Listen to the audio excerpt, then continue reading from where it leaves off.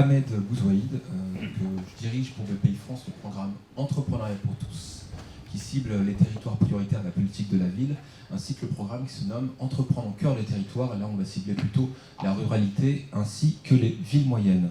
La particularité de ces territoires, c'est qu'en ayant une action, je dirais, concentrée sur ces territoires-là, c'est aussi pour essayer d'atteindre des publics qu'on peine à atteindre, d'une part, ou des publics qui ne se dirigent pas nécessairement vers les solutions qui existent. Il y a vraiment des bouquets de solutions dans les territoires pour accompagner à chaque phase les entrepreneurs, les créateurs, qui soient en activité, en devenir ou bien seulement intentionnistes.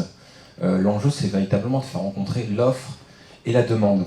Ensemble, on va essayer, là, durant cette séquence, un peu de se poser la question déjà de comprendre qui sont ces publics, qui sont-ils, ça veut dire quelles sont aussi leurs problématiques, quelle est la réalité qu'ils rencontrent.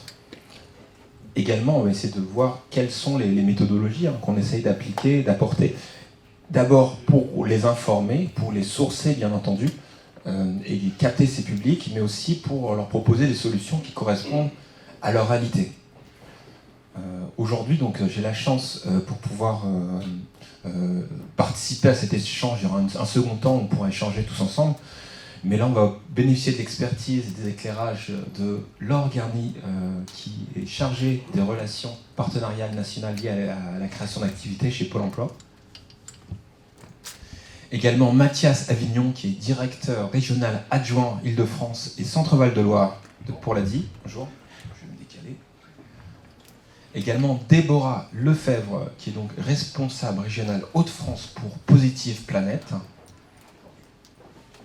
Et enfin, Mayline Martin, qui est une animatrice du groupement de créateurs de la Seine-Saint-Denis.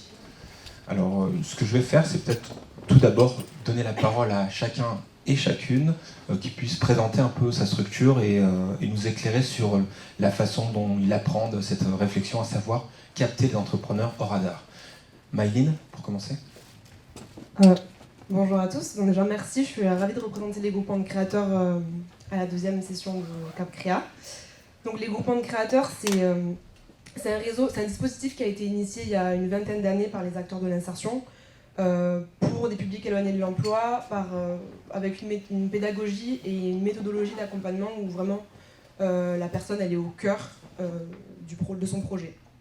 Donc ça passe par, on fait de l'accompagnement individuel, de l'accompagnement collectif, et on part vraiment des idées, des passions et des envies de chacun, où on les amène à la réflexion en leur posant les bonnes questions et qu'ils puissent trouver leur réponse.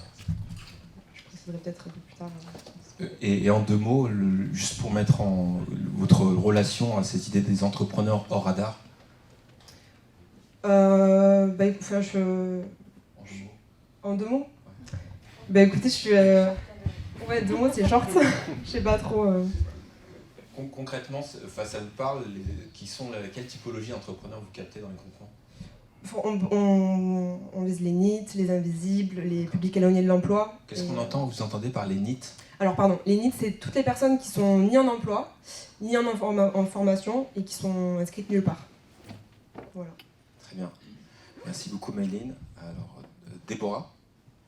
Oui, donc bonjour. Déborah Lefebvre, donc moi je représente Positive Planète, une association qui accompagne à la création d'entreprises avec la particularité d'avoir une quarantaine en fait, d'antennes réparties sur toute la France, exclusivement situées dans les quartiers des villes. Donc nous, en fait, vraiment, notre cœur de métier, c'est de rendre accessible la création d'entreprises, l'entrepreneuriat, à tout un public pour qui ce n'est pas accessible, en fait, qui a des idées reçues et qui se dit non, en fait, devenir mon propre patron, je pense pas que ce soit pour moi. Nous, on lui dit, viens nous voir, on en discute et peut-être qu'on te fera changer d'avis. Donc, pareil que ma collègue, en fait, le public qu'on vise et qu'on accueille en fait déjà au sein de nos antennes, c'est un public qui est déjà un peu hors radar, c'est-à-dire un public qui a peut-être été déçu ou dégoûté aussi par une expérience personnelle, professionnelle, et qui a perdu en fait confiance à la fois en elle et à la fois en des institutions un petit peu plus conventionnelles. Et nous, le but, c'est de rendre, une fois de plus, accessible et par cette proximité qu'on essaye en tout cas d'avoir avec ce public. Voilà. Et puis une pédagogie aussi, enfin voilà, rendre accessible par un vocabulaire, par un savoir-être, en fait, par un accompagnement humain, l'accès à l'entrepreneuriat. C'est intéressant parce que dans ce que vous dites, c'est que vous évoquez que vous avez dit, on leur dit viens nous voir et rendre accessible. Vous dites effectivement il y a la dimension physique, hein, c'est-à-dire peut-être déjà par les implantations, mais aussi vous évoquez que par le vocabulaire et peut-être toute une symbolique qu'il y a aussi derrière dans la relation. Une posture, c'est ça en fait, ouais, tout à fait. Merci beaucoup. Mathias ? En fait, désolé, je lisais l'ordre. Le meilleur pour la fin. Donc Mathias Avignon pour l'ADI, donc Association pour le droit à l'initiative économique. Pourquoi l'ADI, la philosophie, on va dire, est assez proche de celle de Positive Planet. Notre position, c'est de se dire aujourd'hui, c'est dommage, il y a tout un tas de gens qui ont des projets, qui veulent se lancer, mais qui souvent ne savent pas comment faire. Et donc le métier de l'ADI, c'est de rendre ça possible, et principalement par la question de l'accès au capital, puisque voilà, il faut parfois pas beaucoup, mais quand même un petit peu d'argent pour se lancer. Et donc c'est la vocation de l'ADI, c'est voilà, de lutter contre ça et de permettre l'accès au capital pour ceux qui veulent créer. Et effectivement, capter les entrepreneurs hors radar, c'est une évidence pour nous, parce que c'est l'origine de l'association, mais ça n'empêche pas qu'il faut régulièrement se re-questionner là-dessus pour continuer à les toucher. Et voilà, c'est notre cœur de métier, puisque à l'origine, on s'adresse aux personnes qui n'ont pas accès au crédit bancaire, donc qui sont hors radar des banques, et puis plus largement hors radar de pas mal de dispositifs d'accompagnement. Et pour rebondir sur ce que vous évoquez, vous dites donc hors radar, du coup c'est des personnes qui viennent vous voir, qui se dirigent vers vous, comment ils vous identifient ? Ça c'est un vrai enjeu, parce que si elles venaient tout simplement vers nous, on n'aurait pas d'action à faire pour les capter, elles seraient dans ce sens-là pas forcément en radar. Donc on a évidemment tout un tas de gens qui viennent nous voir parce qu'ils connaissent l'ADI, parce qu'ils passent par des partenaires, etc. Mais il faut mener des actions terrain, dont je détaillerai un petit peu tout à l'heure, pour justement aller à la rencontre de ce public-là, aller vers, pour un peu ce que tu disais tout à l'heure, Déborah, hein, leur dire que c'est possible de créer sa boîte. D'accord. Donc c'est effectivement la dimension de confiance. C'est plusieurs choses, c'est confiance entre vous et confiance mutuelle, effectivement, et la confiance en elle. Tout à fait. C'est un grand enjeu sur la confiance, un grand enjeu sur la confiance. Merci beaucoup Mathias. Alors donc Laure de Guerny, qui représente Pôle emploi. Donc Pôle emploi, vous connaissez l'institution, nous sommes 57 000 collaborateurs au profit de plus de 6 millions de demandeurs d'emploi inscrits. Les derniers chiffres que nous avons pour août disent que sur ces 6 millions de personnes, environ 630 260 pour être très exact, pensent à la création d'entreprises ou à la reprise d'entreprises comme projet d'insertion professionnelle principal, ce qui représente donc 9,7% de notre demande d'emploi. Il faut savoir que ce chiffre est stable, on est toujours autour de 10%, malgré que la création d'entreprises a connu ces dernières années une envolée en France et le nombre d'immatriculations aussi.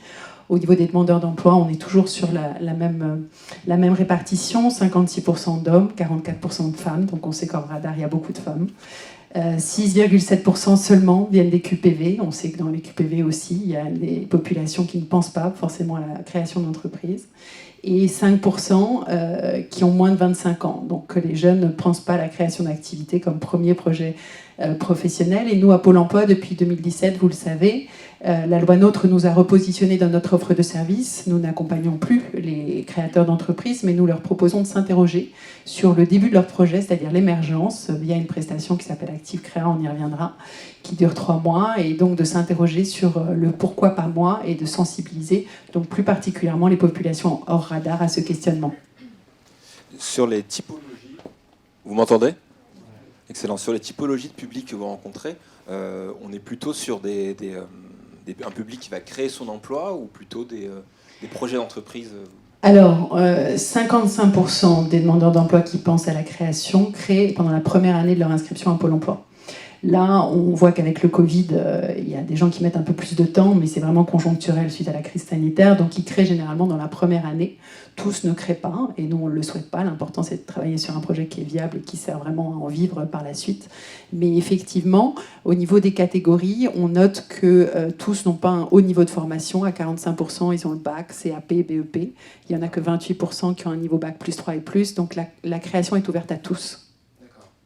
C'est intéressant ce que vous évoquez, à savoir que tous ne créent pas, et donc il y a un enjeu, on est tous là effectivement pour soutenir et outiller, accompagner, sécuriser les projets de création des entrepreneurs, mais pas nécessairement les pousser à la création.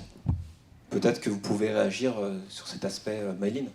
Oui, nous, c'est tout l'intérêt de notre dispositif. En fait, on est vraiment là pour, comme je l'ai dit, on part de leur envie et on va réfléchir ensemble à est-ce que ces projets, il est en adéquation avec moi-même? Est-ce que finalement l'entrepreneuriat c'est fait pour moi ou pas? Et c'est vraiment tout l'enjeu de notre dispositif. Encore une fois, j'insiste vraiment que nous, on amène à la réflexion. On ne donne pas les réponses. On n'est pas là pour les conseiller. On a vraiment des valeurs sur lesquelles on privilégie vraiment des valeurs comme l'écoute active, le non-jugement, la bienveillance et surtout la pédagogie active par le biais de différents outils. Et eux-mêmes sont censés se rendre compte est-ce que c'est fait pour moi ou pas. Très bien. Peut-être Mathias ou bien Déborah, si vous voulez réagir aussi sur cet aspect, à savoir, donc là, on accompagne ces créateurs, on évoque qu'ils certains sont en radar. En quoi ils sont spécifiques et en quoi les modalités d'accompagnement doivent-elles être elles aussi spécifiques ou non? Allez, je me lance. Alors, oui et non, elles doivent être spécifiques parce que, comme je le disais tout à l'heure, on a affaire à des personnes qui ont été, qui ont peut-être été déçues à un moment dans leur vie, donc je pense qu'il faut réussir à aller les capter. Nous, alors déjà, de par notre accompagnement, ça fait 15 ans qu'on est au sein des quartiers, donc on a cette habitude déjà d'accompagner les personnes très éloignées de l'emploi et qui ne se sentent pas du tout prêts à entreprendre et à créer leur propre emploi. On a eu la chance en 2019 d'être lauréat en fait, du PIC, du plan d'investissement pour les compétences, pour en fait faire naître un programme qui s'appelle Ose crée ton job. Ça veut tout dire. En fait, le but du jeu, c'est d'aller dire à ces personnes qui sont hors radar, alors invisibles, NEET, c'est tellement pas beau ces termes-là, mais en même temps, faut bien les nommer, c'est d'aller leur dire, mais viens, pourquoi pas oser créer ton propre job? Parce que il y a moult programmes pour aller chercher de l'emploi en tant que salarié, mais l'entrepreneuriat, on n'y pense pas forcément. Donc nous, alors on n'était pas tout seul, quand je dis nous, on a été aidés pour faire naître ce petit bébé qui s'appelle Ose crée ton job par un studio d'innovation ici à Paris School Lab et un centre de formation qui s'appelle Winside. Et en fait, on a créé un programme qui dure 3 et 4 mois où on mixe un peu de collectif, un peu d'individuel. Le but du jeu, c'est de faire émerger une idée. Alors nous, avant, le seul critère qu'on demandait à nos porteurs de projets avant de pousser la porte de nos antennes, c'est quand même de venir avec une idée. Parce que ça, c'est le job de quelqu'un d'autre, d'aller chercher, d'aller trouver l'idée. Donc nous, la seule chose qu'on demandait, c'était ça. Et là, on leur dit, viens pas forcément avec une idée, mais viens avec l'envie. Viens avec, il faut que tu sois volontaire aussi pour essayer de te sortir de ta situation précaire, financière, personnelle. Et en fait, le fait de partir sur des promos comme ça, de groupe, un travail de groupe, c'est redonner confiance en soi, redonner confiance aux autres aussi. Et le but ultime, c'est pas forcément l'entrepreneuriat, c'est pas forcément la création d'entreprise, mais c'est de faire émerger un projet professionnel. Donc vraiment, le but, c'est ose créer ton job, mais aussi, ose t'en sortir, et en tout cas, de faire émerger une idée et un projet pro à la fin. Donc on retrouve ce qui était évoqué tout à l'heure, il y a un véritable enjeu souvent on parle sur les questions d'emploi, on parle de soft skills. Là, pour le coup, au-delà des compétences extrêmement concrètes de ce qu'est un entrepreneur et le métier d'entrepreneur et les outils, business plan, etc., là, il s'agit plutôt de travailler sur la personne, c'est presque du développement personnel, finalement. Tout à fait, c'est exactement ça. Le tout, c'est de sortir et c'est de prendre, en fait, à la fin du programme, il faut que ce soit un vrai tremplin, en fait, vers un nouveau projet de vie. En fait. Donc ce qu'on constaterait, c'est que dans les territoires, je dirais, prioritaires, ou plutôt plus fragiles que d'autres, il y aura une nécessité d'accompagner mieux sur l'estime de soi, etc. Parce qu'on pourrait imaginer que les trajectoires personnelles font que il y a besoin de consolider la confiance et de développer la capacité à voir grand, etc. Et qu'ils en prennent conscience pour pouvoir après aller solliciter du financement. Et là, voilà. Non, c'est vrai, je te rejoins, il y a un vrai besoin à ce niveau-là. Et alors c'est intéressant, tu as parlé du PIC tout à l'heure, donc on a été aussi lauréat sur un autre programme. Et je trouvais ça intéressant d'en parler, juste pour illustrer un petit peu ce qu'on fait quand on parle des entrepreneurs au radar. C'est un programme qu'on a pour les entrepreneurs en informel. Donc informel, je précise, c'est bien des personnes qui font une activité légale, mais sans être déclarées. Et il ne faut pas se leurrer, il y a quand même beaucoup de personnes qui sont dans cette situation-là. Et aujourd'hui, on n'avait pas d'outils concrets pour les aider. Donc là, dans le cadre de ce plan-là, on a un outil pour les accompagner. vers la formalisation. Et là encore, on en revient à ce que tu disais tout à l'heure, c'est-à-dire des problèmes de compétences. Souvent, ils savent vendre. Voilà, plus tard qu'hier, j'étais à Aubervilliers dans l'agence, et voilà, on avait le conseiller, qui est dans la salle d'ailleurs, qui accompagnait une personne pour l'aider à créer un compte sur les sites de vente en ligne, parce qu'elle ne savait pas le faire, tout simplement. Donc en fait, elle ne savait pas s'immatriculer, elle ne savait pas comment faire, elle ne savait pas comment vendre ses produits. Et donc on a tout un programme pour justement toucher ce qu'on appelle ces entrepreneurs en radar, pour les rassurer, leur dire voilà, on va vous accompagner, on va vous orienter vers la formalisation. Ça va prendre 6 mois, 1 an, on va faire ça bien pour que vous puissiez avoir un projet qui vous permette à long terme qui puisse se développer et qui vous permette de vivre. Là, j'entends, finalement, il y a pas mal d'offres qui sont existantes. Finalement, on a parlé du financement, on a parlé de faire nourrir, émerger l'idée, on a parlé de gagner en confiance, etc. Il y a un foisonnement d'offres. Comment on s'y retrouve? Comment on peut orienter les uns et les autres vers finalement peut-être un labyrinthe? Mais c'est ça la difficulté de la création, c'est qu'il y a beaucoup de choses prévues, mais la personne qui est en projet a un peu de mal à savoir ce qu'il en est. Je pense que le renseignement majeur à leur donner, c'est d'aller voir les sites des conseils régionaux qui ont maintenant cette responsabilité d'accompagnement, notamment Île-de-France Entrepreneurs Leaders, avec lesquels vous travaillez, qui ont donc passé des marchés avec des opérateurs qui ont vocation à accompagner les créateurs, et qu'il faut que cette information soit donnée. Nous essayons au sein des agences Pôle emploi de donner cette information sur les opérateurs qui peuvent gratuitement accompagner des demandeurs d'emploi qui ont un projet de création d'entreprise. C'est vrai qu'on est très content avec BPI depuis cette année d'avoir pu placer dans 50 de nos agences situées en quartier prioritaire de la ville des bornes informatives dédiées à la création d'activités pour sensibiliser les personnes de ces quartiers à ce qu'il existe, notamment via toutes les informations données sur le site BPI France Création. Nous avons, nous, à Pôle emploi, en dehors du site pôle emploi.fr, le site www.messervices.pôle-emploi.fr qui a un onglet dédié à la création d'entreprises, donc qui permet d'informer.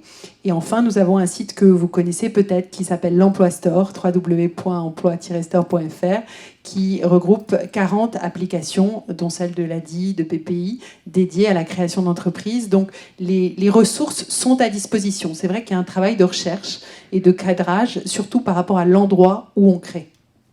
Donc il y a vraiment beaucoup de ressources, pour le coup la digitale, ou cette dimension de dire l'enjeu des bornes, c'est ça, hein, c'est être là où les publics sont. C'est aller vers. C'est aller vers. C'est vrai qu'on se rend compte qu'il y a beaucoup de gens qui ne s'informent pas sur la création d'entreprises, mais par méconnaissance, par peur. On parlait de posture tout à l'heure. Et donc, plus des informations sont données, plus des rôles modèles autour de soi, des gens qui créent, peuvent inspirer, et plus la personne peut se projeter elle-même dans un projet de création. Et donc, nous, à Pôle emploi, on propose une prestation, ce dont je parlais tout à l'heure, si j'ai 3 minutes, qui s'appelle Active Créa, qui est une prestation de 3 mois, qui permet de se dire, est-ce que ce projet est pour moi faisable au vu de qui je suis, au vu des soft skills que j'ai, au vu de ce que je veux pour ma vie professionnelle, des contraintes que ma vie professionnelle, voire des contraintes physiques que je peux avoir. Est-ce que ce projet peut être envisageable? Après, on passe le relais aux opérateurs d'accompagnement, mais je pense que ce temps de questionnement, d'exploration du projet est primordial pour s'assurer une sécurisation du parcours. Merci beaucoup, Laure. Je voudrais revenir sur cette idée d'aller vers et la connecter avec ce qu'a évoqué à l'instant Déborah, à savoir l'idée de... le concept m'avait marqué. Tu parlais des invisibles, c'est ça?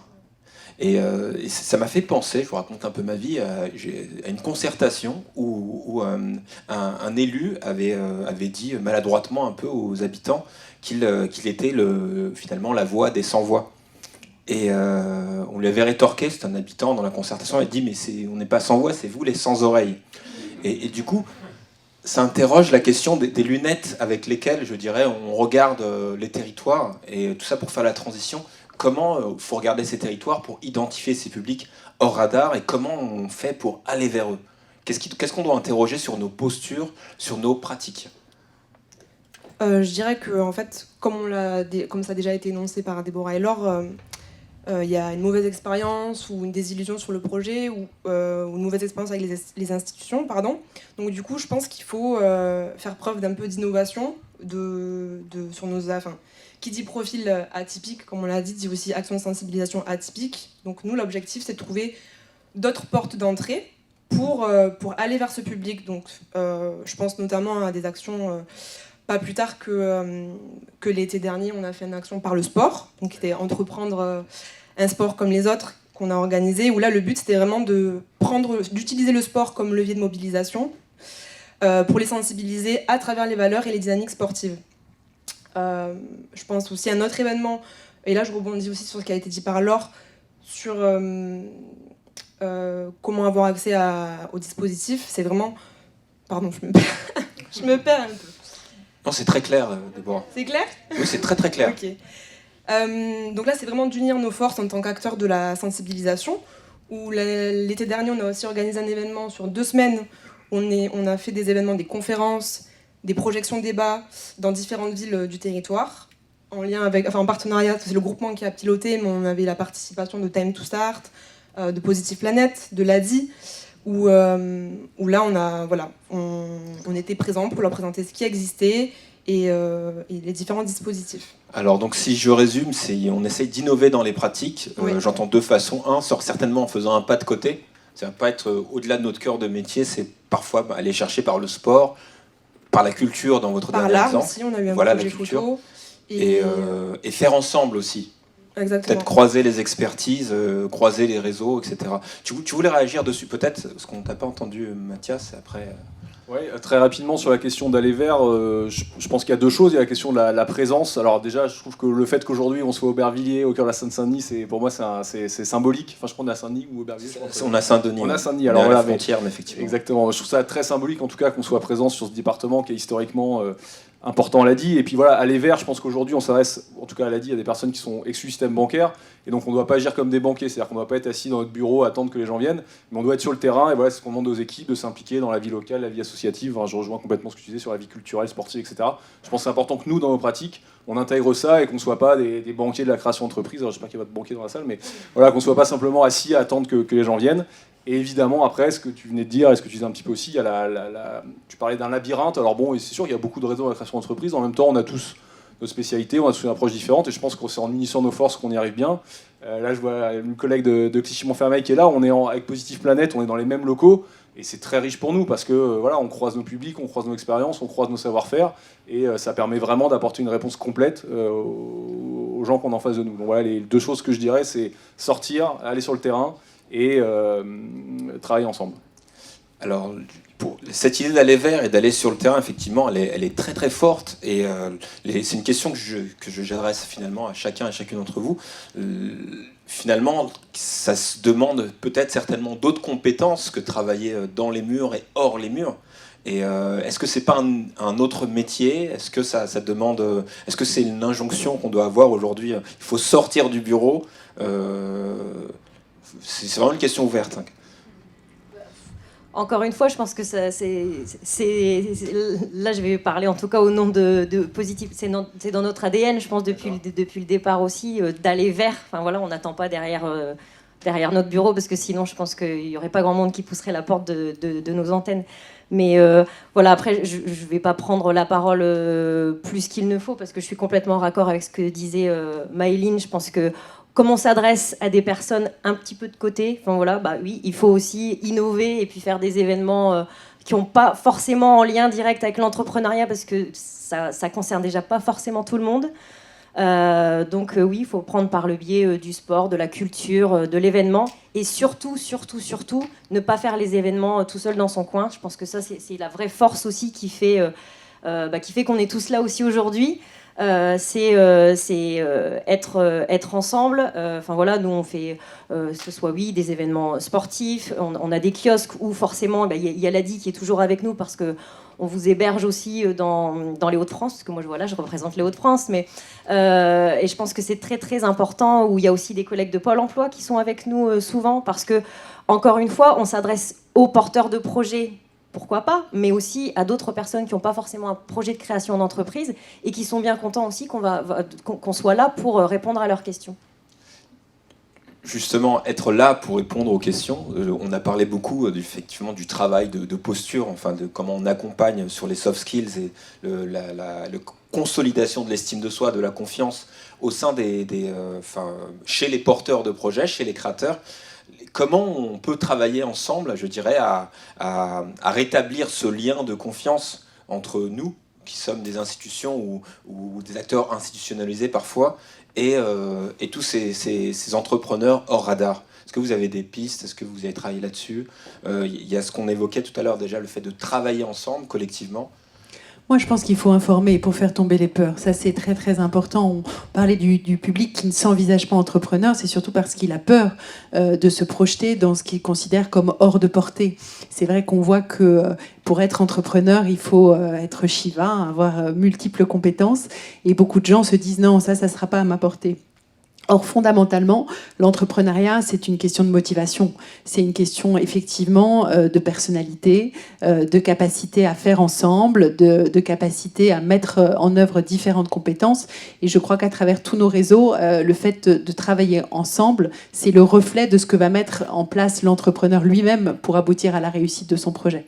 On voit qu'un entrepreneur accompagné a beaucoup plus de chances d'avoir un projet pérenne à 3 ans, post-création, qu'un entrepreneur non accompagné. Donc, ce message, il faut le marteler parce que beaucoup croient encore que l'accompagnement, il est payant. Et donc ça, pour des gens qui n'ont pas les moyens, non seulement la création, c'est quelque chose qu'ils n'envisagent pas, et en plus, ils se disent, je n'ai aucun capital. Si je dépense, par exemple, pour ceux qui sont inscrits à Pôle emploi, mon indemnité de retour à l'emploi pour me faire accompagner par un coach ou quelqu'un qui va m'aider à faire mon business plan, qu'est-ce que je vais faire pour ma vie matérielle au quotidien? Donc tous ces préjugés-là, il faut les faire tomber en communiquant au maximum sur ce qui a été mis à disposition, notamment là dans le cadre du plan de relance. Toutes les régions ont mis en place des actions et je pense que les différents opérateurs qui le mettent en place au niveau des territoires peuvent en parler. Et ça, c'est vraiment important que dans cette période où beaucoup de gens ont pensé à reconvertir totalement leur projet professionnel, on communique mieux sur la gratuité possible de l'accompagnement et de la réflexion entrepreneuriale.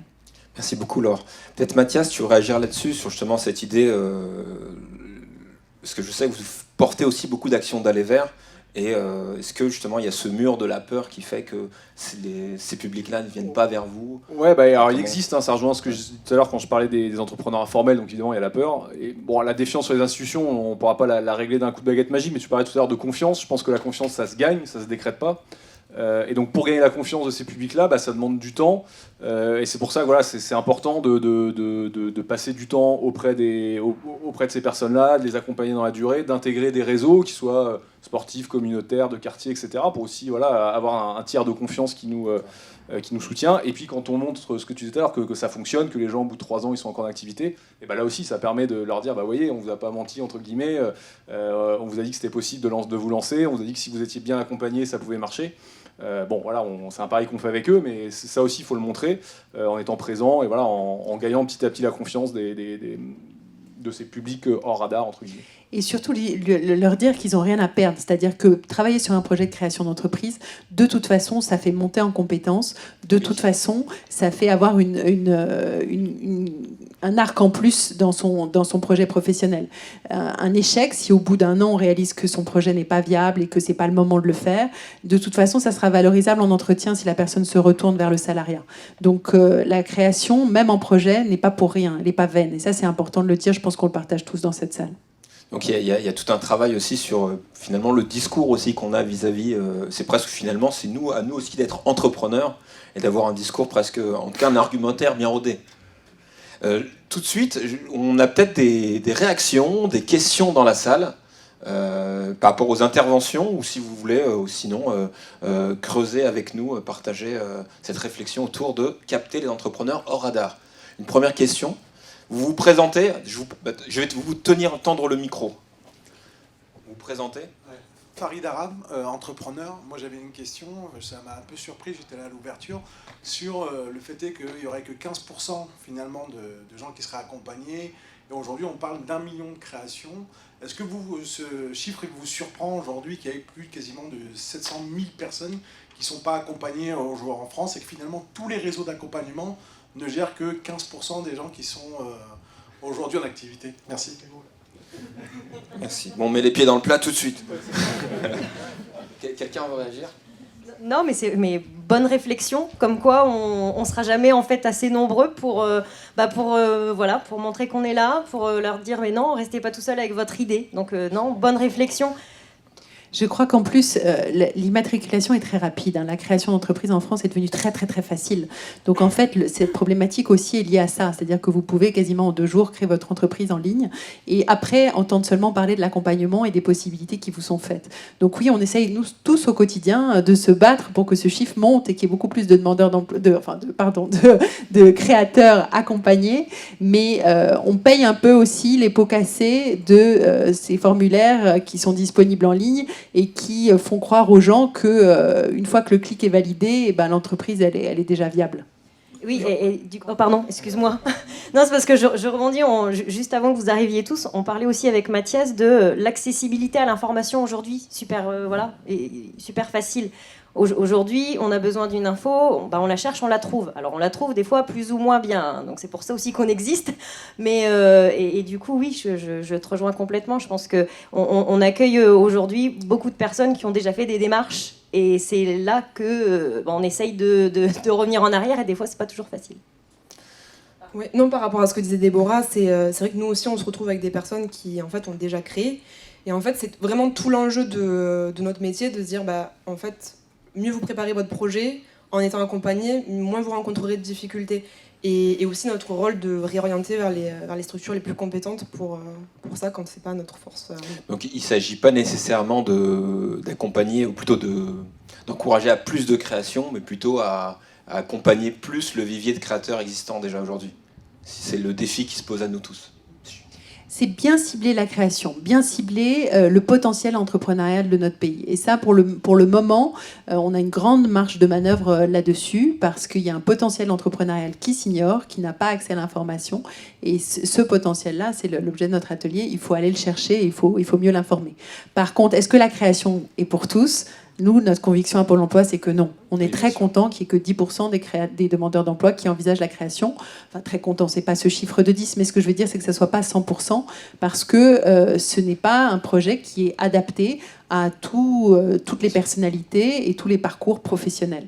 Et parfois, au regard de les difficultés que peuvent rencontrer les publics, c'est accélérer un processus de précarité qui est peut-être déjà existant. Je ne sais pas, Mathias qui... Ouais, alors déjà bravo Farid d'avoir créé votre entreprise. Alors juste pour répondre à sa question, et puis faire un peu le lien avec ce que vous dites, alors c'est vrai que nous à l'ADI, c'est l'association pour le droit à l'initiative économique, c'est pas l'association pour le deuil de l'initiative économique. Donc on est plutôt content qu'il y ait de la création, je pense qu'on est là pour parler de création d'entrepreneuriat, donc voilà, alors c'est 700 000, je veux plus le chiffre en tête, mais bon, je préfère qu'il y ait 700 000 créations et seulement 15% que 100 000 et 100% d'accompagnés. En tout cas, c'est la vision qu'on a à l'ADI, on défend l'entrepreneuriat, donc on est content qu'il y en ait beaucoup. Voilà, donc l'idée, surtout, c'est de se dire qu'il faut être bien accompagné, bien financé pour que ça marche. Voilà, c'est plutôt ça qu'on veut dire, plutôt que dire, non, on n'y allait pas, c'est compliqué. Voilà, on est plutôt dans cette approche-là. Pour rebondir sur ce qui avait été évoqué, après il y a peut-être une autre question. Est-ce qu'on a encore, est-ce qu'elle est persistante une illusion, cette idée que finalement la création, c'est peut-être ça se réduit au cabis presque en fait, quand tu disais qu'il y a un formulaire en ligne. Ah non, elle n'est pas persistante, mais c'est vrai qu'il peut y avoir des gens qui ont l'impression d'avoir fait, 70% du chemin une fois qu'ils ont créé leur entreprise, trouvé son nom, décidé du statut, etc. Or, on en est très loin. Le chemin va être beaucoup plus long que ça. Donc, c'est vraiment important de penser large. Moi, je peux vous donner un exemple concret d'un collègue qui avait décidé à 50 ans de changer de voie après avoir été salarié chez nous, de créer sa boîte. Donc, il était chez Pôle emploi, il connaissait toute l'offre de service, il a suivi tout ce qui était possible. Il s'est fait accompagner par les meilleures personnes.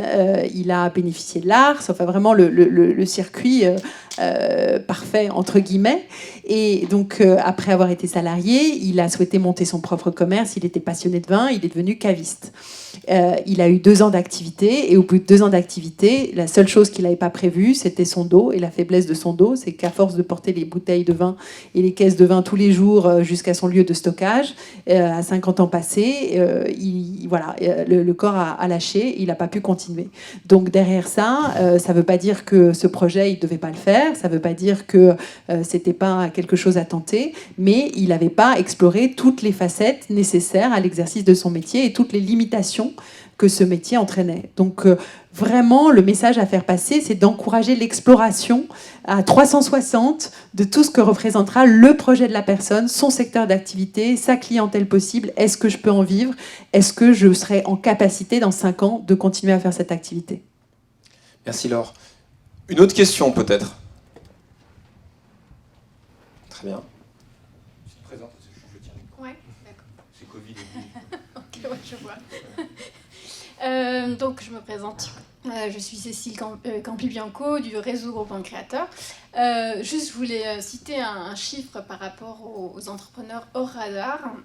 C'est qu'on a mené une étude, alors ça date il y a quelques années, dans les missions locales. Et en fait, il s'est avéré que 43% des jeunes en mission locale ont envie d'entreprendre. Et ce qui est problématique, c'est que seulement 18% d'entre eux osent en parler. Alors, ils en parlent à leurs amis, famille, etc. Genre, c'est pas complètement secret, mais ils n'en parlent pas à des professionnels susceptibles de les accompagner. D'où, voilà, notamment parmi les actions à mener, et vous en avez parlé, vraiment ce message à faire passer de « venez nous en parler ». Et peut-être que cette proposition soit faite dans des lieux où les gens, quels qu'ils soient, qu'ils soient jeunes ou dans les quartiers, pardon, ou dans des lieux où ils sont à l'aise, en fait, dans des lieux qui sont déjà familiers, et pas qu'ils aient à pousser la porte d'une structure peut-être qui va leur faire peur tout simplement parce qu'ils ne la connaissent pas. Donc voilà, je pense qu'il y a vraiment notamment une action à faire. On a parlé du aller vers, vraiment dans ce sens-là. Merci beaucoup Cécile. Vous avez peut-être d'autres réactions, sinon je vais rebondir, je me permets là-dessus. On a une action à Marseille qui s'appelle Marseille en grand. Enfin, plutôt on fait partie d'un collectif qui a vocation à soutenir mieux les entrepreneurs au niveau de Marseille. Et soutenir mieux, c'est penser toute la chaîne de valeur, dont le financement. Et on réfléchit avec un certain nombre d'acteurs du financement, je pense à des banquiers là, à justement, donc on parle d'aller vers, mais aussi comment créer les conditions pour accueillir, être des conditions, je dirais, mieux inclusives. Parce qu'effectivement, parfois, dans la manière qu'on a d'accueillir, eh ben, on ferme la porte. Donc on se ferme et donc on ferme la porte à des entrepreneurs qui, pour des raisons... Enfin, c'est l'une des raisons de leur non-accès au financement bancaire, par exemple. Peut-être que vous voulez réagir là-dessus. Moi, ça me fait penser aussi, du coup, on est 3 lauréats du PIC. Il y a un an, il y a 5 groupements de créateurs qui ont été lauréats pour le projet PIC 100% inclusion qui s'appelle « J'entreprends mon projet d'avenir ». Et là aussi, l'idée, dans l'idée d'aller vers, donc nous, par exemple, on est en Seine-Saint-Denis, notre siège, il est placé à Romainville. Et dans le cadre de ce projet-là, donc ça nous a permis d'avoir plus de moyens, à la fois humains, mais aussi plus d'outils et plus de partenariats. Donc on a pu on a pu avoir une antenne en plein quartier, en pied d'immeuble. Donc là, par exemple, on a une antenne aux 4 chemins à Pantin, et c'est vraiment, du coup, ça nous permet vraiment de nous ancrer sur le territoire, de faire connaissance avec les habitants, avec le tissu associatif, et voilà. C'est intéressant aussi ce que tu évoques là, peut-être que tu pourras rebondir, parce que je sais que à Positive Planet, vous travaillez sur ces sujets-là. Tu parles de faire connaissance avec les habitants et le tissu associatif. Donc effectivement, on a vu que c'était un véritable levier de travailler ensemble, nous, en tant qu'acteurs du champ de la création. Mais comment on va au-delà, on connecte tous les acteurs qui participent au pouls, au rythme de vie du territoire, qui incarnent le bassin de vie complètement. Moi, je rebondis du coup sur ce que tu as dit aussi. C'est très vrai. Alors là, tu parlais des jeunes en mission locale, et il n'y a pas forcément que les jeunes, mais il faut créer en fait cette convivialité pour effectivement créer aussi.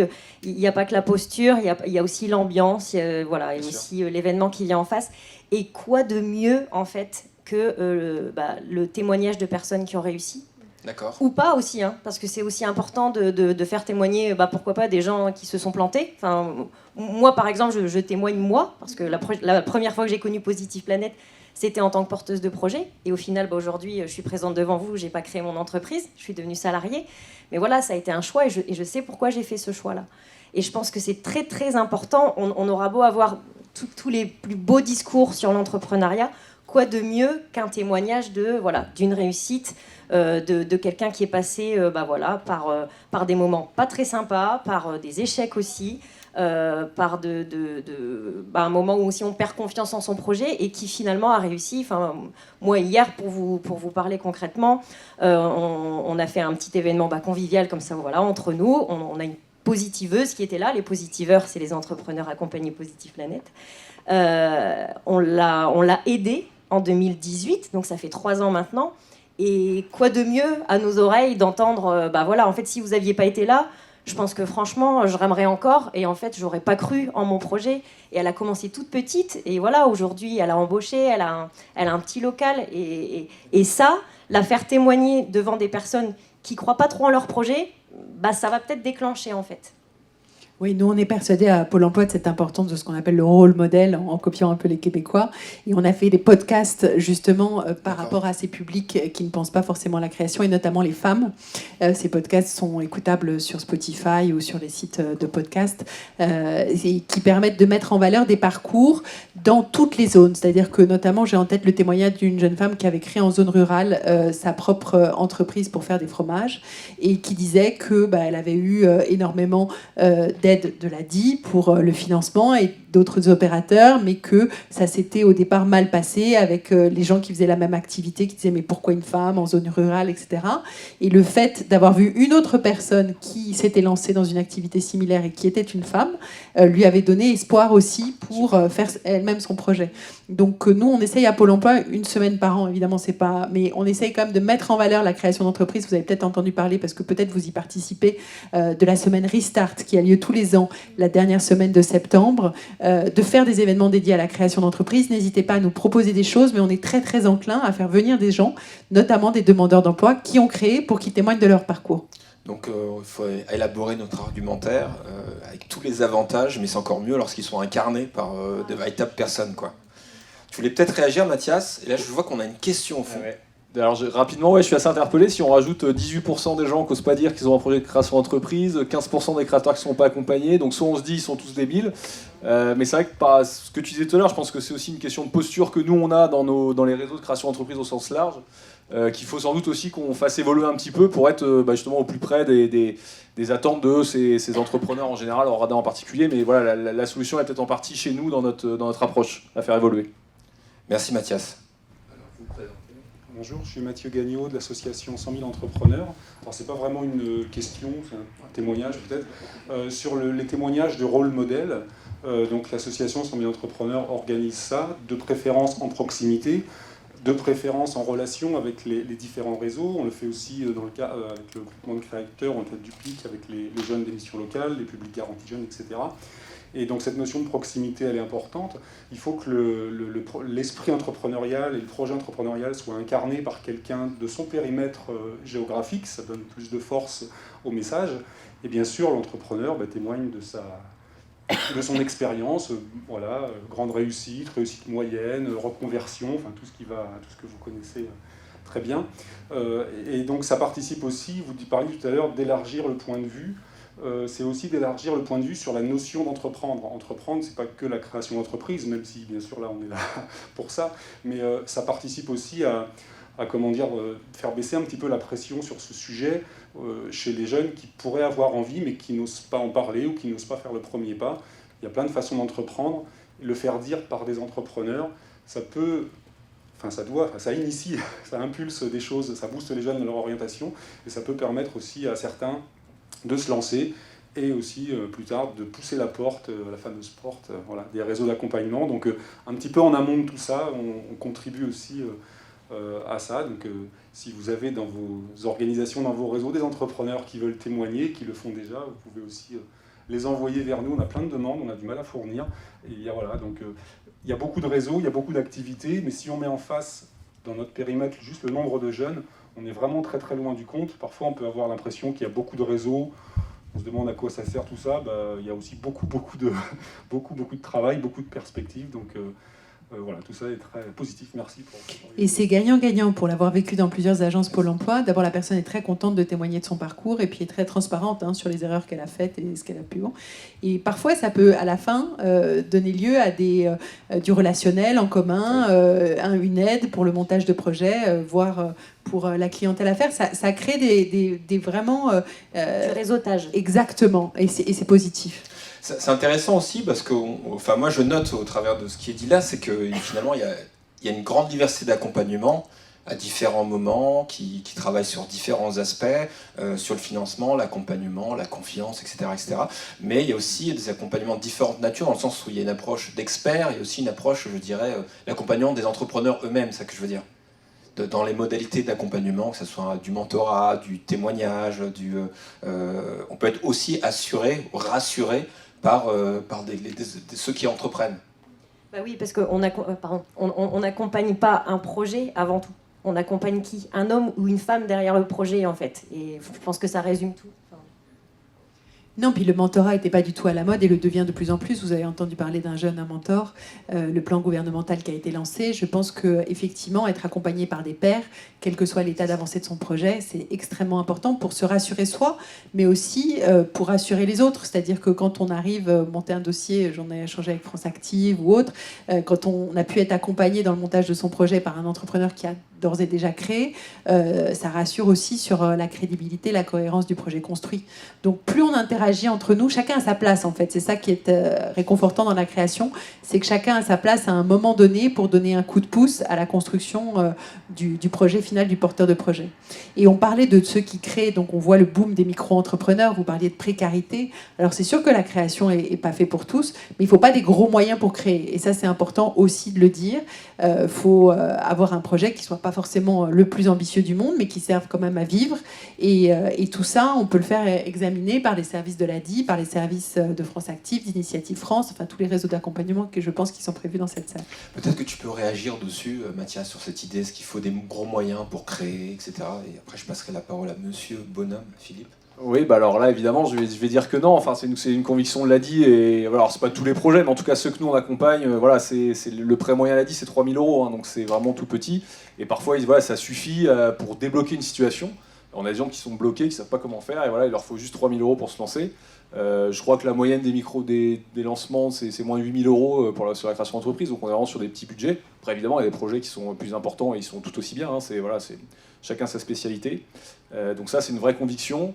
Et juste très rapidement pour rebondir sur le témoignage des entrepreneurs, alors je suis convaincu de ça et je me demande, en tout cas on y réfléchit, d'aller encore plus loin, c'est-à-dire que les intégrer dans nos réflexions, on a un entrepreneur, on l'a dit, dans le conseil d'administration, dans nos comités de pilotage, on les fait intervenir pour témoigner, mais aussi pour contribuer à la réflexion, pour leur dire, bah ouais, toi qui es entrepreneur, dis-nous comment on pourrait faire pour te toucher. Je pense qu'il y a ça aussi qui est important, c'est de les intégrer à notre réflexion sur la manière pour accompagner les autres. C'est être, comment on dit, client-centrique. Sans doute. Monsieur Bonhomme.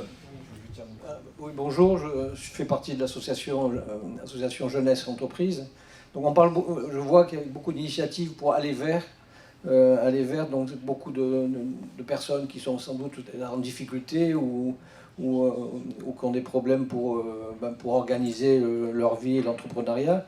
Moi, je me pose la question sur les étudiants, ceux qui sont... on parle beaucoup des grandes écoles où il y a des incubateurs, etc.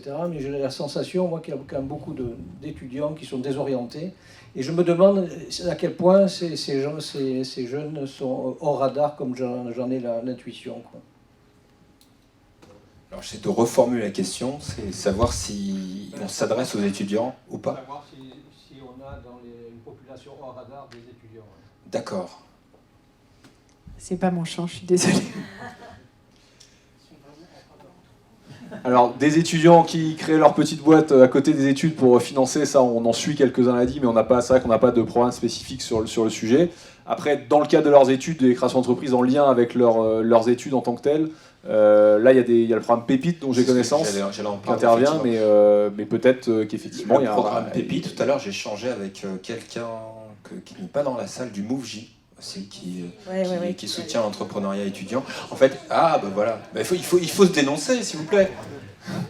Et donc oui, effectivement, il y a des initiatives. Après, il me semble qu'ils vont rencontrer les mêmes problématiques, à savoir... C'est ça, c'est les mêmes problématiques. Et après, voilà, encore une fois, il existe des programmes, je pense, spécifiques pour tous. Mais on arrive encore à passer à côté de ces initiatives. Je vais passer la parole à madame, et juste avant ça, je vais vous poser une question, parce que finalement, en étant client-centrique et à segmenter les publics, finalement, on a une grande typologie de public, hein, des femmes, des étudiants, des femmes des quartiers, des femmes de la ruralité, etc. Est-ce qu'il faut des programmes spécifiques pour chacun, ou est-ce que c'est des méthodes différentes pour les sourcer? Où est-ce qu'on place le curseur de l'adaptation? Sur le territoire. très clairement, sur le territoire géographique, parce que les aides sont au niveau régional différentes d'une région à l'autre. Les programmes sont différents d'un territoire à l'autre. Il peut y avoir des questions de mobilité, on n'en a pas parlé là, mais dans la création, c'est quelque chose qui joue énormément. Donc, en tout cas, pour nous, à Pôle emploi, on ne raisonne pas par public cible, on raisonne par rapport à un territoire et les besoins de ce territoire. Merci. Bon, on est organisé de la même manière. Alors peut-être que ça a des défauts, mais voilà, effectivement c'est dans une organisation par département, agence ensuite, et voilà, chaque conseiller sur son territoire est responsable de développer une zone. Voilà, parce qu'il faut bien faire un choix à un moment. Donc quand on parle de territoire, en fait, l'idée c'est plutôt de se dire, je vais toujours filer la métaphore entrepreneuriale, c'est une zone de chalandise, et on va s'intéresser dans ce territoire-là, quelles sont les spécificités, quelles sont les solutions qui existent pour les accompagner, et l'idée ça va être de faire matcher des besoins aux solutions existantes. Et c'est ça, et c'est de s'adapter. En fait, on est sans arrêt dans l'expérimentation, je pense tous. Enfin, faut s'adapter continuellement, et il n'y a pas un modèle d'accompagnement par public. D'accord.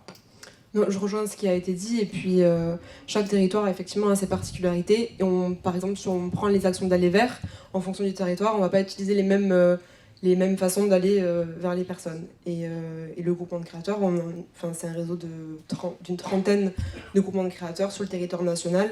Du coup, voilà, ça rejoint la notion de territoire. Merci Maïline. Donc, madame ? Bonjour, Florence Bayeul, je m'occupe de l'association Les Entrep en Ile-de-France. Et cette association a pour vocation de proposer des entraînements à l'entrepreneuriat aux étudiants et aux jeunes diplômés. Et effectivement, pour répondre à votre question, c'est une grosse difficulté de toucher une partie de la population étudiante. Autant les universités ou les grandes écoles ont des dispositifs, donc soit à travers Pépite, soit à travers leurs propres incubateurs, leurs propres programmes. Et la grosse difficulté aujourd'hui, c'est d'aller dans les QPV, c'est de trouver des partenariats avec tous les programmes courts de BTS ou d'IUT. Donc il y a un gros travail de fond encore à développer pour pouvoir aider ces jeunes à apprendre ce que c'est que l'entrepreneuriat, découvrir leurs compétences, découvrir leur appétence à le faire. Et puis vraiment, dans la logique d'entraînement, c'est pas forcément en vue de créer, mais de découvrir quels sont les dispositifs, ce que ça requiert, et prendre la décision demain ou plus tard de se lancer dans l'entrepreneuriat. Donc c'est vraiment un sujet de fond où toutes les bonnes volontés et toutes les bonnes idées sont bienvenues.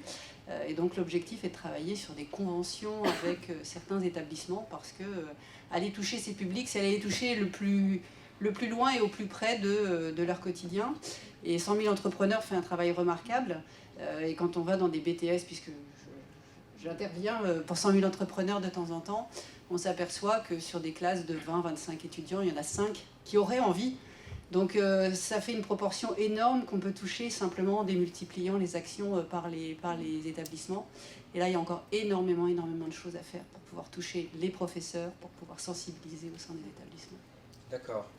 Donc ce que j'entends au travers de votre témoignage et un peu ce qui a été dit aussi là, c'est que en fait, le défi auquel on fait face, si on veut justement sourcer des entrepreneurs, mais aussi infuser finalement cet esprit d'entreprendre, du moins donner envie à se lancer dans ce type de démarche, aussi bien aux porteurs que ceux qui sont à leur contact. Là, on parlait des établissements, les professeurs, etc. Le défi auquel on fait face aujourd'hui, c'est, je dirais, diffuser la culture entrepreneuriale. Je pense qu'il y a 3 défis. Il y a un défi d'information, ça c'est certain. Il y a un défi d'accompagnement, parce que l'accompagnement est un plus, et l'accompagnement, comme l'a dit monsieur, est sous-utilisé. D'accord. Et après, il y a un défi aussi d'accompagnement post-création. C'est-à-dire qu'on voit que post-création, il reste quand même un certain nombre de questions, que les 5 premières années sont les plus fragiles. Et que dans cette période-là, il ne faut pas que l'entrepreneur soit trop isolé pour pouvoir poser les bonnes questions au bon moment, faire part de ses difficultés et entendre parler des solutions qui peuvent lui être proposées. L'année dernière, on a sorti une étude qui va un peu dans le sens de ce que vous dites, Laure, à savoir, donc c'est l'étude qui est portée par le Lab et BPI France, justement les entrepreneurs des quartiers. Et on s'est rendu compte qu'on avait des entrepreneurs qui faisaient montre de plus de détermination et d'audace qu'ailleurs, plus d'optimisme, mais effectivement, au bout de 3 voire 5 années, leur ambition, on va dire, s'érodait, quoi. Il y avait une véritable baisse d'ambition, ils voyaient moins loin, plus petit, parce que aussi ils étaient confrontés à tout un tas de freins périphériques ou à des limites de développement, ce qui faisait qu'ils révisaient leur projet. Donc effectivement, il y a un véritable enjeu d'accompagnement, je dirais, post-création. Mais on le voit, on citait les jeunes tout à l'heure et le MoveJ, moi dont je salue le travail, ils ont mis en place la possibilité d'être suivis par un mentor tout au long du projet et cet échange, parce que le mentor n'est pas dans le jugement mais il est dans l'échange, permet aussi à la personne suivie d'éviter un certain nombre d'écueils et les témoignages qui ont été faits là au dernier prix MoveJ montrent l'importance d'un accompagnement post-création aussi. Mathias ? Ouais, je compléterais peut-être par un quatrième défi, on l'a touché un peu tout à l'heure, c'est cette idée d'image de l'entreprise, c'est-à-dire que dire que la création d'entreprise, c'est pas que la start-up, les licornes, pour utiliser un terme à la mode. Je pense que ça freine peut-être beaucoup de gens en se disant, voilà, tout de suite on voit grand, le truc un peu clinquant. Alors c'est sûr que pour certaines collectivités, les pouvoirs publics, c'est beau à voir, donc c'est beau à montrer, mais voilà, c'est la réalité de l'entrepreneuriat. Les petits entrepreneurs locaux, c'est souvent des petites entreprises du coin qui sont pas... ma foi, extraordinaire, mais qui permettent à un quartier de vivre, à une personne de vivre. Voilà. Et donc ça, c'est important peut-être de diffuser ça. Il n'y a pas que la start-up, elle est sans doute importante, mais il n'y a pas que ça. Je fais le lien entre ce que tu évoques là et ce qui a été évoqué tout à l'heure, c'est-à-dire dans notre appréhension du sourcing et de capter ces entrepreneurs hors radar, il y a un enjeu de territoire, ce qu'on s'était dit tout à l'heure. Est-ce que dans les entreprises et dans l'accompagnement que vous rencontrez, les porteurs de projets que vous rencontrez, et dans les modalités d'accompagnement, le contenu, j'entends, il y a une volonté de sensibiliser, ou est-ce que les entrepreneurs au territoire, des logiques d'ancrage peut-être, des logiques de comment le territoire est une ressource et comment ils peuvent avoir un rôle là-dedans, etc. Je pense que le mentorat y est pour beaucoup, parce que si on le met en place, c'est forcément aussi des entrepreneurs locaux qui vont accompagner les futurs entrepreneurs locaux aussi. Donc là, oui, le territoire y est forcément essentiel.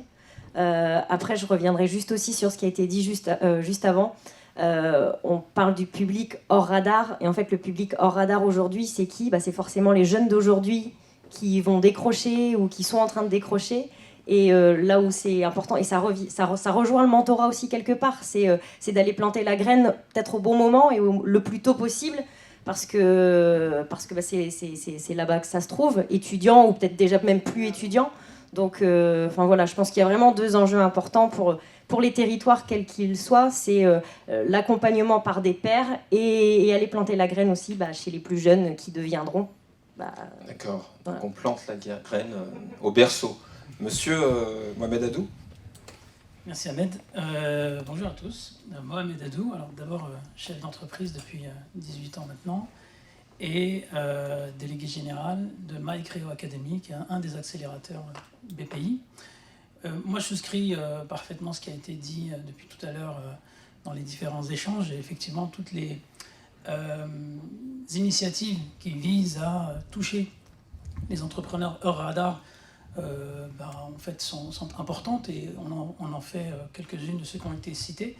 Pour faire un pas de côté et puis aborder le sujet autrement, moi je vais reprendre un peu la notion de territoire qui a été évoquée par Laure tout à l'heure. Aujourd'hui, l'enjeu, je pense, n'est pas simplement de détecter de nouveaux entrepreneurs qui sont hors radar, mais plutôt aussi de contribuer à l'enracinement de ces réussites dans ces territoires pour faire qu'en sorte ils soient de véritables ambassadeurs pour ces futurs entrepreneurs. Moi-même entrepreneur, quand mon entreprise a pris son envol et que j'ai commencé à avoir un succès, la première chose à laquelle j'ai pensé, c'est partir du quartier. Parce que je me marie, j'ai des enfants, et j'ai pas envie que mes enfants vivent les mêmes difficultés que moi j'ai vécues. Du coup, quand je quitte mon quartier, je laisse une place vide qui va être occupée par quelqu'un qui aura les mêmes problèmes que moi, voire pire. Et donc, du coup, le cycle se répète de décennie en décennie. Et malgré tous nos efforts collectifs, finalement, on répète un film qui est à chaque fois le même. C'est comment on fait pour créer de la réussite dans ces quartiers, etc. Je pense qu'il faut continuer ces efforts-là, et je pense que chacun au quotidien, on y contribue à notre niveau, mais il faut aussi contribuer à enraciner, à faire que cette réussite reste dans ces quartiers pour justement ne pas appauvrir comme une espèce de couvercle qu'on n'aurait pas mis sur l'eau qui est en train de bouillir et puis qui s'évapore petit à petit, mais de faire en sorte que justement on garde ces énergies sur le territoire, parce qu'elles aussi peuvent contribuer à augmenter la détection de ces entrepreneurs hors radar, parce que faisant partie du quartier et en grandit dedans, on devient quelqu'un qui se connecte à cet écosystème et qui va, rappeler la richesse de son territoire à ces personnes qui se lancent en disant mais tu te rends pas compte la chance que tu as en fait d'être dans ce territoire. Il y a le Pôle emploi, il y a la CCI, il y a l'ADI, il y a machin, il y a un truc, vas-y, profites-en, c'est pour toi. Et puis aussi dire, moi je suis passé par les mêmes galères que toi finalement, et regarde, je suis pas mort quoi. J'ai tenté, au mieux, t'auras appris. Donc c'est toujours bien à saisir. Donc créer de futurs ambassadeurs, c'est augmenter ce pool d'entrepreneurs au radar. Je rappelle qu'on parle de 15%, il y a à peine 4-5 ans, c'était 11%. Donc on bosse, ça veut dire qu'on bosse, c'est bien. Voilà, donc enraciner la réussite dans les quartiers, ça doit être aussi un enjeu, parce que ça va permettre que le territoire soit de plus en plus attractif, et puis finalement, combattre le chômage, c'est aussi combattre la précarité, les trafics parallèles, etc., etc. Et donc faire en sorte d'occuper le terrain par la réussite, ça enlève tout un tas d'autres maladies dans ces territoires. Merci beaucoup. Donc il faut occuper le terrain par la réussite, et je la garde celle-là. Super, là on arrive à la fin. Peut-être un dernier mot chacun. Je pense qu'il a tout dit, hein. C'était vraiment je suis complètement à ce qui vient d'être dit, et je pense qu'il a dit beaucoup mieux qu'on aurait pu le faire, donc vraiment bravo. Ouais. Moi, je pense que soyez assurés de l'apport que tous vos organismes donnent aux personnes porteurs de projets. Je pense que sans vous, beaucoup n'auraient pas créé et ne seraient pas arrivés à terme de cette belle aventure. Donc, moi, je tiens à saluer le travail de toutes celles et ceux qui sont dans cette salle. Et moi, je rajouterais, pardon, excuse-moi, juste de continuer nos actions ensemble et d'unir nos forces. Plus que jamais un sport collectif. Super, merci beaucoup et merci. Plaisir.